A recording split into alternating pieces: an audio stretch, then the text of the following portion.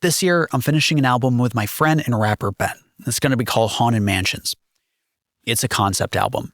Ben finds himself drawn into a haunted mansion and everything that could entail, like House Party with Demons, to an episode of sleep paralysis when falling asleep in one song, to technology as a modern-day horror. And this album pushed me to think about sound design differently. Not just what plugin sounds cool, but what does this moment feel like, and how do we get the listener to feel that too? So today I want to show you 3 examples of sound design in this album, the original source material, the transformation that took place, and why I made the choices I made. Streetlight 1 is the album opener, and in the song, Ben is walking city streets and blocks towards this mansion. Nothing crazy's happened yet, just the anticipation of what's to come. And at the end, we have this interlude with this Apple loop that sounds like wind and voice memo recordings of Ben walking up the steps of his porch, opening his front door, closing it, and we have a recording of a vocalist breathing intensely. The idea being that the house is swallowing Ben up as that door closes. And I love what we have here, but it felt not enough. Like it needed a little more atmosphere, just a little more spooky, like a rolling fog that came in. And so when I was making coffee one morning at my house, I heard the machine, I got my iPhone out, and I busted out the Voice Memos app and recorded it. Now that I built this up in your mind, let me play for you the outro/interlude at the end of the song. So it's right down here. It's made up of these few tracks. I have wind, I have my coffee machine voice memo recording, a voice memo recording of walking in the park, Ben's footsteps up his porch, Ben slamming a door, and then that vocalist breathing really intensely. If I expand the waveform view, you can see it a little better. Okay, so I'm going to mute the coffee machine track so that you can hear the difference before and after.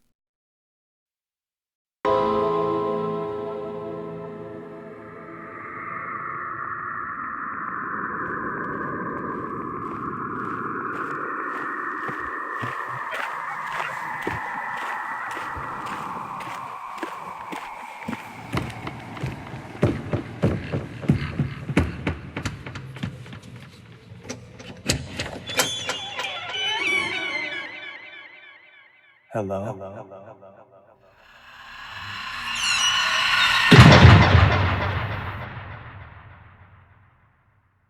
Clearly trying to create atmosphere, also using this outro/interlude as connective tissue between song 1 and song 2, and also trying to create that sonic pivot for the listener so they know we've taken a turn here. Things are getting darker. And as much as I love everything that's going on, I feel like the wind sample in particular, it sounds great, it just doesn't do enough for me. That's where the coffee machine voice memo comes in. So I'm going to solo it and turn off the one and only plugin I have on it, Valhalla Supermassive. It's a free plugin, so I'll include the link in the description below. You can download it from Valhalla's site. But I've fallen in love with Valhalla Supermassive. When I first heard it, I thought it was a little too much in the special effect territory that I would never use it. I use it all the time. Let's hear the coffee machine by itself.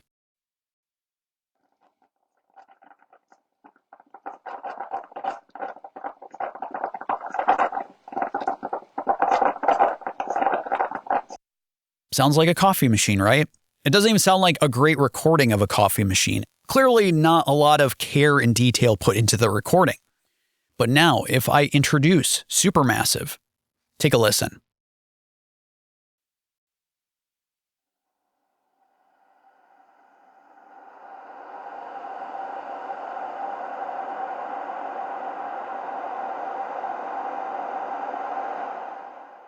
Isn't that amazing?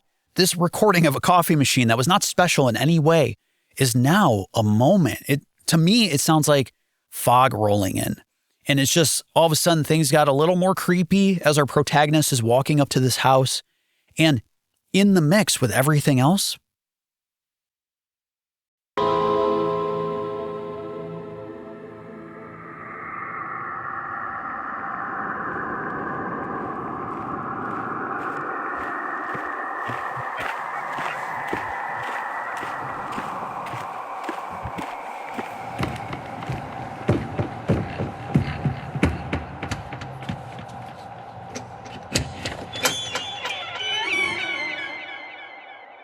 Hello.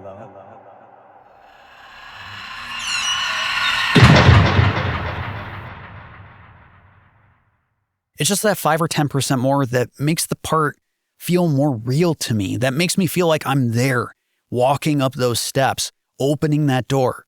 And I'd love to tell you that I meticulously adjusted controls till I got that sound I was looking for, but not really. I, in fact, just went through the presets for the reverbs until I arrived at this one preset, We Are Stardust. That's it. And the point isn't the plugin. The point is the source material, the coffee machine, came from my kitchen. Sound design starts when you start listening to the world around you. This one is personal. So a couple years ago, I woke up in the early morning hours in my apartment in bed to what turned out to be an eclipse. But in my half-asleep state, I had no idea what was going on. I just remember looking out the window and it was unusually bright outside, but there was this darkness, this blackness that was coming in quick, just sweeping across the window, and it freaked me out. So I pulled the cover up and I just closed my eyes, hoping it would go away. Next thing I feel is the sensation of getting shoved out of bed, and suddenly I feel like I'm levitating. I'm looking down at my significant other and I'm just levitating above the bed, and there's this dark, menacing figure in the corner of my room. And believe me, like, I'm into spooky stuff. It's literally the theme of this album, but this was different. I was freaked out. So I'm desperately trying to wake up, move anything, and I just can't. As it turns out, my significant other later tells me she had to jostle me away because I was just laying there moaning. So that became the inspiration for this song, Fever Dream. And the sound design choices that I'm going to show you aren't intended to illustrate that exact story. It's just intended to convey that feeling of wrongness. I'll play for you the beginning of Fever Dream so you can get a sense of the song. Pay special attention to any sounds that seem to be occurring on the hard left or hard right or panning in between.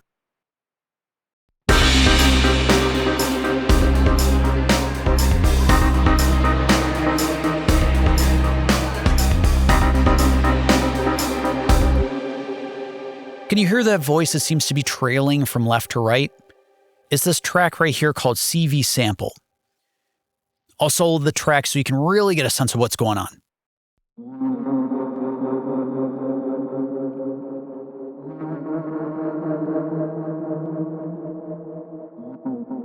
Kind of spooky, right? Like, this character sounds like they're in a dream. Like, the way that the notes are elongated or the words are elongated and kind of muffled. Sounds like the character is swimming through jello or maybe has something over their mouth and they can't get their words out.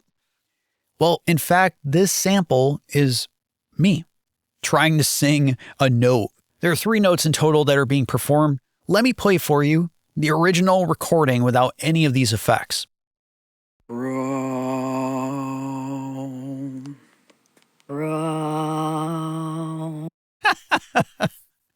Oh man, a humbling experience playing your complete inability to sing for everyone on the internet. But nonetheless, I've taken a sample of myself, probably recording into voice memos, and loaded it into Quick Sampler. But that alone is clearly not enough, right? Like, it doesn't sound that great by itself. So I started piling on the plugins. Here I'm using Logic Pro's Vocal Transformer to shift the formant of my voice, the character that gives my voice. I've shifted it by -12.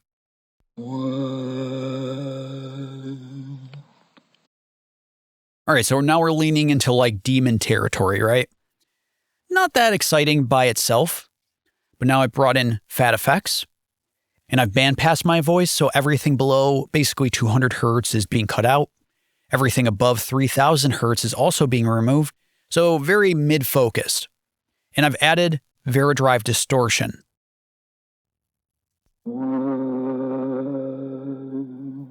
After that, I have Pedalboard with a tie-dye delay.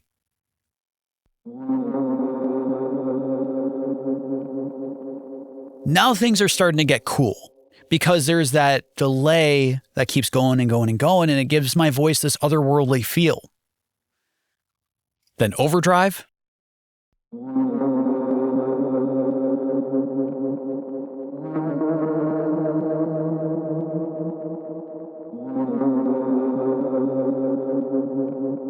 And I've automated it over time just to add a little more texture, especially on the last note.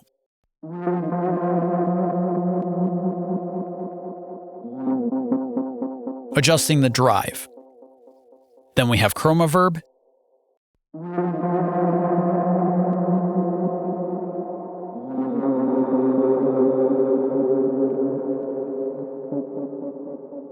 just further extending that voice, making it feel more like that swimming through jello sensation. And then, of course, step effects. And I'm only using it really for the step modulator here to pan the voice left to right, with the depth set to 100% and the rate set to 1, thus panning left to right in a controlled fashion.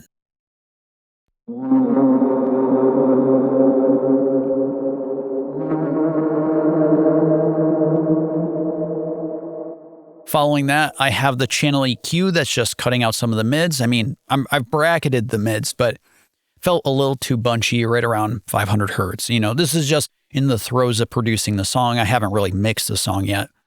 This is just trying to find the vibe. And after that, I have tremolo, adding a little bit of pulsing.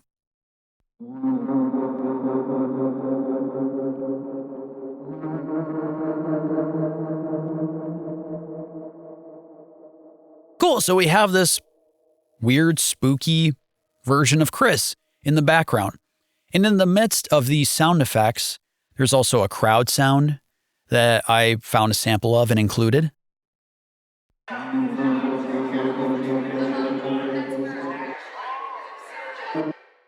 After that, I have this camera flash sound that actually comes from Drum Machine Designer. If I just hover my mouse till I see the triangle next to the settings here, you can see it right there. It's under Effects, Camera Flash. And if I bypass the plugins here, it sounds like a camera. It sounds like you've clicked the camera and the flash went off. If I bring in my plugins,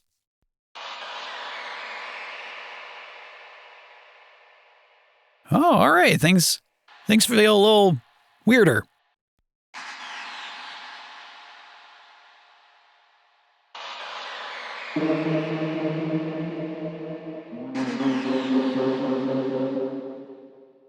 That's Fever Dream. 3 examples of taking something ordinary and turning them into compelling sounds that add thematic texture to the song. Fall Classic is about technology. Cell phones, Instagram, the slow or fast creep of it all. And in the lyrics, Ben references Freddy Krueger from Nightmare on Elm Street. So that became the sonic reference point for the song. Menacing, disembodied, familiar, but wrong. Fall Classic starts with 2 notes of a distorted Wurlitzer.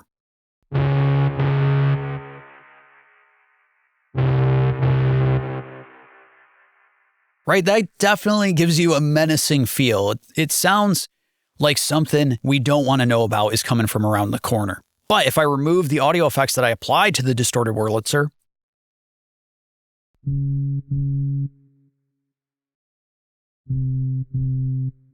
it sounds so not interesting. It sounds like a sine wave. It doesn't even sound like an instrument. And this track is a bounce in place, of course, of the track above it. This was a quick sampler patch that I pulled up. I just poked around the presets till I found something I thought maybe I could work with. Now, I should mention Pedalboard and tape delay were part of the original patch. I made some modifications inside Quick Sampler itself, and what I added was the channel EQ, Devil Lock, and max bass. Pedalboard is doing a lot of the heavy lifting between the Dr. Octave and Grinder distortion plugin. I feel like so many folks overlook the sonic possibilities that Pedalboard provides.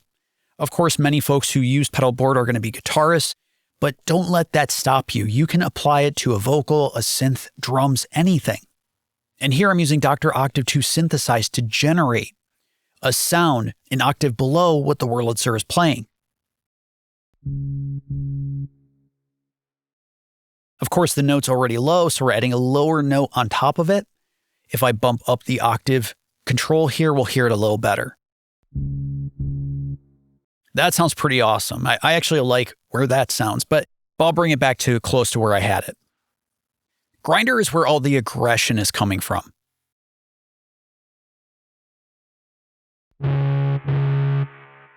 Right, that makes the Wurlitzer so much more compelling to listen to. It sounds like a foghorn to me, like something out in the water, out in the fog and the mist is trying to let you know, watch out, something's coming. After that, we have tape delay. And tape delay is adding just a hint of an 8th note delay, which is bracketed around 200 hertz to 1600 hertz. And I have the stereo spread set to 100%. So tape delay is making an effort to create a stereo sensation of the delay. versus. There's already a delay because of this bus assignment, but it's just adding a little more character using tape delay. From there, a high-pass filter in a cut at around 140 hertz, followed by an instance of Soundtoys Devil Lock, which Devil Lock is awesome because it's a compressor, but it just smashes things. You don't have to think too much about it. You just dial up the knobs till it sounds good. So adding further aggression, and I have the mix knob at about 35%, so it's not full tilt. It's just adding a little more hair to the sound. And then I have Waves Max Bass just to, kind of add a little more oomph to the bottom end.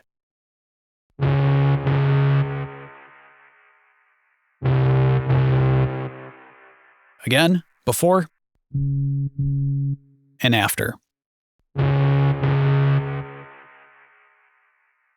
But then I take that very same sound, and at the end of the song, I change up the processing a little bit. I have Pedalboard, I have tape delay, but I've changed up the EQ to round off the top end, and I'm using Logic Pro's ring shifter to add a bit of stereo sensation, a panning effect. If we take a listen.